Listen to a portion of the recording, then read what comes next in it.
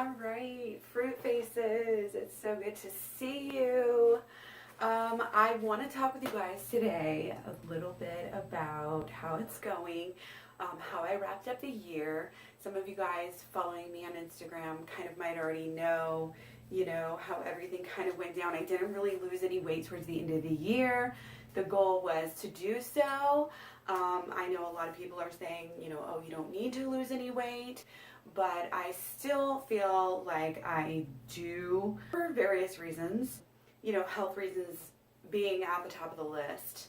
I do feel better when I'm a little bit leaner and slimmer, and I don't like it when my weight fluctuates. I think that like Dr. Garth Davis in Proteinaholic very clearly states that you should be at the lower end. Like he actually said like the number one thing that you can do is to be at the lower end again of the BMI scale for the healthy range. So that is exactly where I want to be. That's why, I just want to be a little bit leaner, a little bit stronger, I guess, more endurance, basically more consistent on the scale. I honestly think that the gains that I've made, a lot of it has to do with consistency. Of course, that's supposed to be number two, not number one here, but I want to talk with you guys about all of this and how I lost 23 pounds last year, and how I'm not going to lose 23 more pounds this year, but I want to lose a few more, and so I'm going to continue to document as I go. So the first thing is, of course, being vegan. I mean, I've been vegan for 5 years now,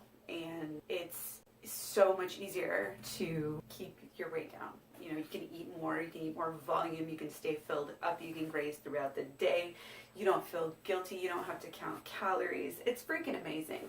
Just go vegan, and that's just, people a lot of times lose 15 pounds on average. That's exactly what I did, pretty much on average, just right away without even doing anything else. From the time I was, just a meat eater to vegetarian to vegan, 15 pounds. So that was great. And like I said, I can eat more and stay the same weight, or stay lower, or approximately the same. Just much more easier to control my weight.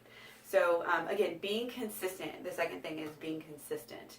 I really, really feel like having more carbs in my system and staying, more full of energy and good, healthy, nutritious foods gives you more energy to where you're able to really stay consistent. I always used to wanted to be like this athlete person who is doing consistent work every single day. I'm still not there yet, honestly, I'm not gonna lie. But overall, the vast majority, like my life has completely changed, and I'm much more fit now. Yeah, just staying consistent. You don't have to go out there and do hour-long workouts every single day. If you're just doing something like walking, then yeah, you might want to do more longer time, but especially if you're doing like a good workout that's making you sweat, half an hour a day is good. Taking some rest days is good.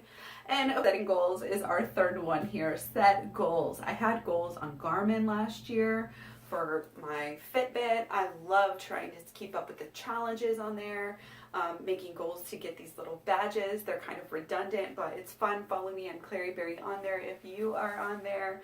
Setting the weight goals. And number 4, doing the Instagram calendar, I think was actually really helpful, because it's just one way of holding yourself really, really accountable.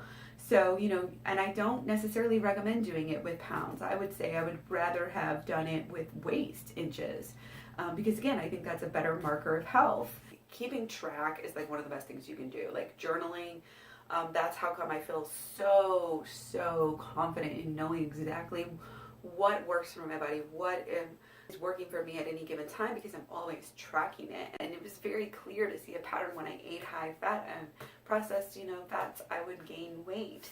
So definitely some kind of a journal, keep your goals, write everything down, keep it in front of you too. It's one thing to write something down and then lose it in your desk all year, and then you come back to it next year and you're like, oh great, why do I even do these resolutions? Well, that's part of it. After you write it down, you've got to keep it in front of you. So post it to your wall, keep it in a binder that you're going to refer to, or a journal that you're going to refer to often, and that'll help. So the fifth thing that I did is definitely reduced my alcohol consumption. I think this helps. I think this helps on numerous levels.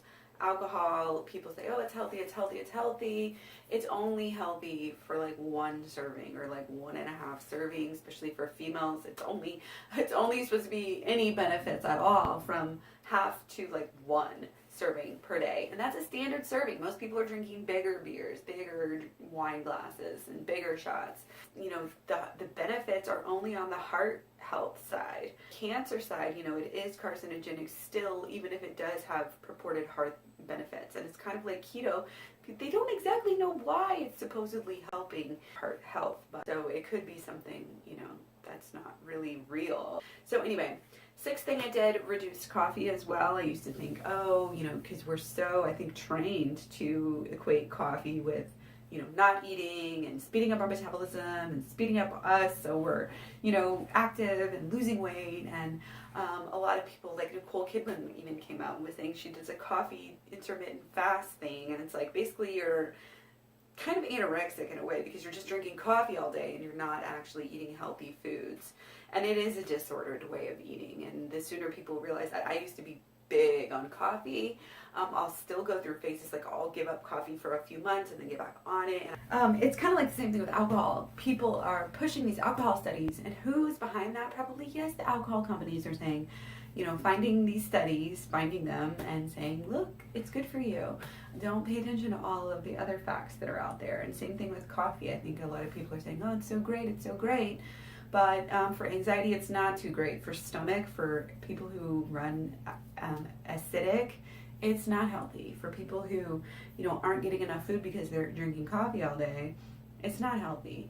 I tend to do that even if I have a little bit of coffee, which I actually am drinking coffee right now. So it's not like I'm really strict on this. And the same thing with alcohol. Like, I do still drink, but instead of drinking like 5 in a day like I used to, I mean, that's way too much. Like for a regular party night or whatever, or hang out with friends, like 2 or 3 tops. Like, that's the limit now. And it's been kind of a very gradual decline to get there. So I think that just even this gradual decline is really helping me to kind of add up and lose this extra weight that I don't feel like comfortable with. I don't feel like I need. So getting a lot of sleep is another thing. I noticed that whenever I'm off work, like I am right now, I really ramp up my sleep. I don't feel bad about sleeping extra. Even on a consistent basis when I'm working and when I don't have these extra long breaks, I'm still getting 7 hours minimum. Like if I get under 7 now, I feel it.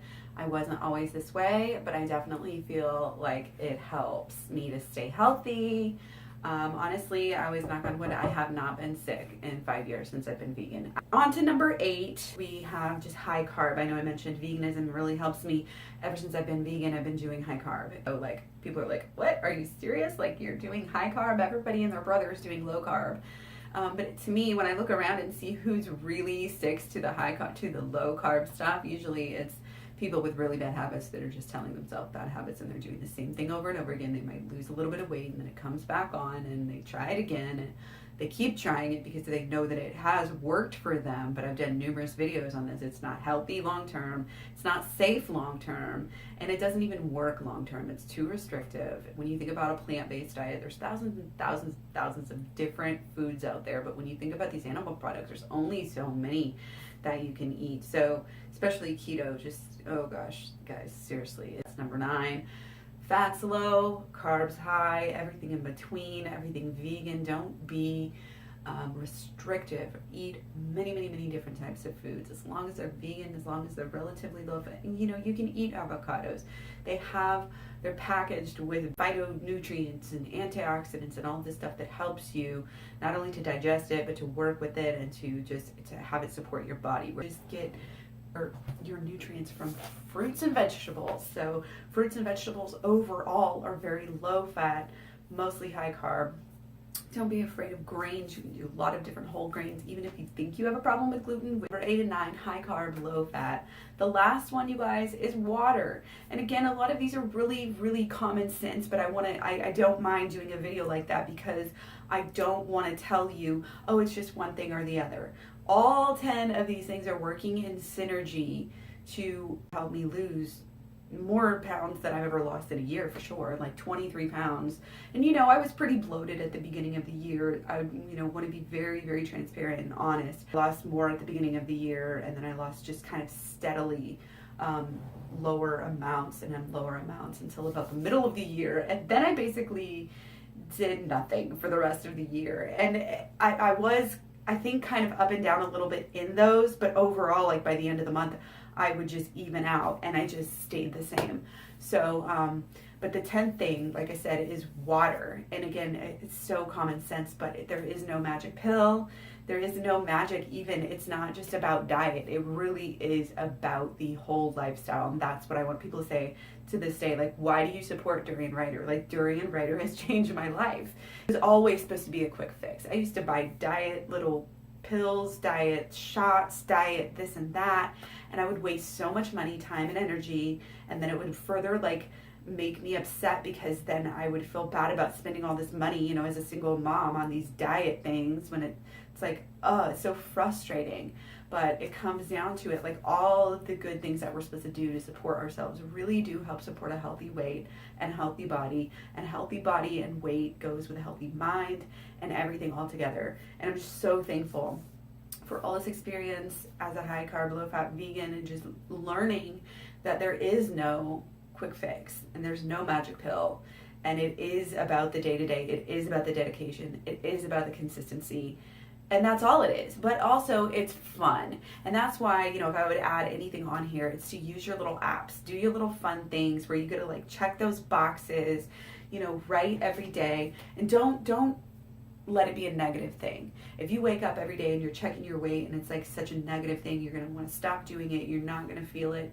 But if you, especially if you're in control and you know, wow, well, I may have gone up on the scale or up on the inches, but I know why, and now I can do better. And that's just all about moving forward. It's just the baby steps every day, consistent, every cliche in the book throwing